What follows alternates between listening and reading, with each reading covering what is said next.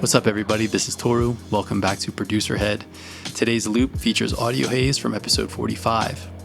He reminds us or suggests the idea that instead of just trying to push through or to complain about the more challenging and painful parts of our creative processes, that we actually learn to have gratitude for them and to appreciate these demoralizing aspects and moments, because in a way they're a sign of what we're willing to endure in order to make the things that we want to make.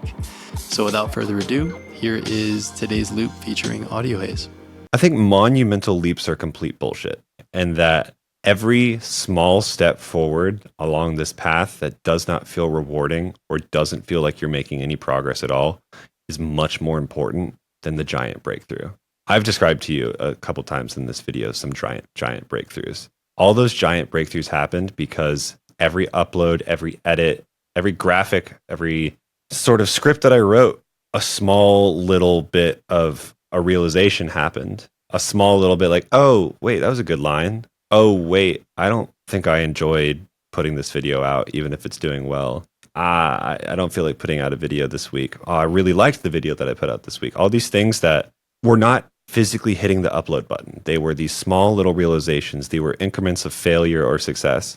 They all sort of compile and they sort of combust on top of each other to make these large moments. And don't celebrate the huge moments. Celebrate all the things that feel sometimes demoralizing. Because, you know, you can say the same thing about musicians. To me, the 50 shows that you play to 10 people, they're what made the show that you played to 100 people.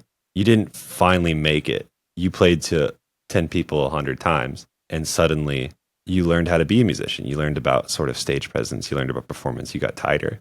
And I don't know, when you start to feel demoralized, I kind of feel like you're headed in the right direction, if that makes any sense. I mean, I think it's a bar to just say that like monumental leaps are bullshit. Like I'm like such a, like I was ready to like just throw this little desk right here. Like when you said that, because I just believe so strongly in like, you know, we can't see all the things that go even into one video that you make. You know what I mean? Yeah. Let alone like, you know, like the years of doing this over and over again in a row, and all of the different skills that it combines, and all of the like things that, and like a sum is greater than the parts kind of thing. And I think music is very much that too, right? It's all these different elements that like, if you listen to that track solo, you're like, wow, this sounds horrible. But you play the whole track and you're like, oh wow, this sounds amazing.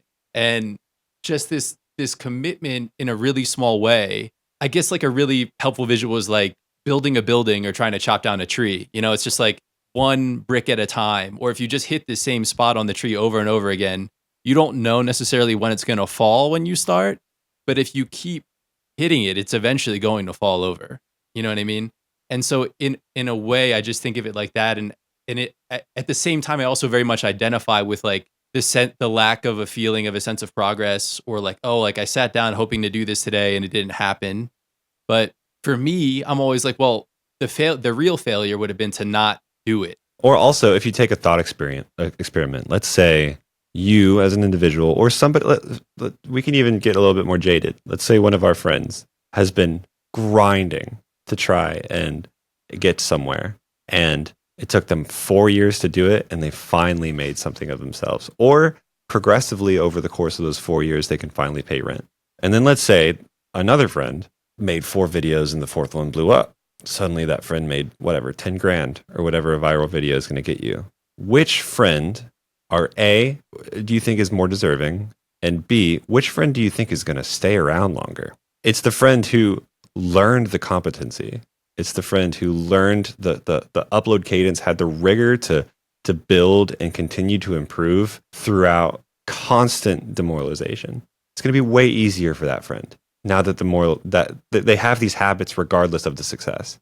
That friend who had a viral moment, the viral moment will be gone, and they didn't build the skill sets to be a creator or a creative. They had a piece of art do well. And I think it's much more important to learn the skills and to exist within this feeling of constant demoralization so that you both appreciate and build up the competency for when the motivation and the success is there.